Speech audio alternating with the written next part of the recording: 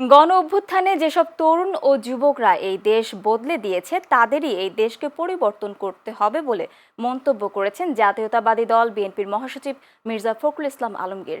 আজ সকালে রাজধানীর শাহবাগে জাতীয়তাবাদী যুবদলের আয়োজনে জুলাই আগস্ট গণ অভ্যুত্থানে শোক ও বিজয়ের বর্ষপূর্তি উপলক্ষে ঢাকার 6টি গুরুত্বপূর্ণ এলাকায় গ্রাফিতি অঙ্কনের উদ্বোধনী অনুষ্ঠানে প্রধান অতিথির বক্তব্যে তিনি একথা বলেন।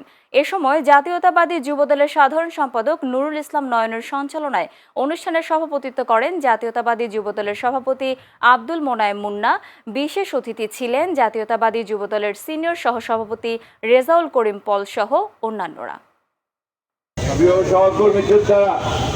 এই কথাগুলো এই জন্য বলছি যে গোটা বাংলাদেশ তোমাদের দিকে চেয়ে আছে।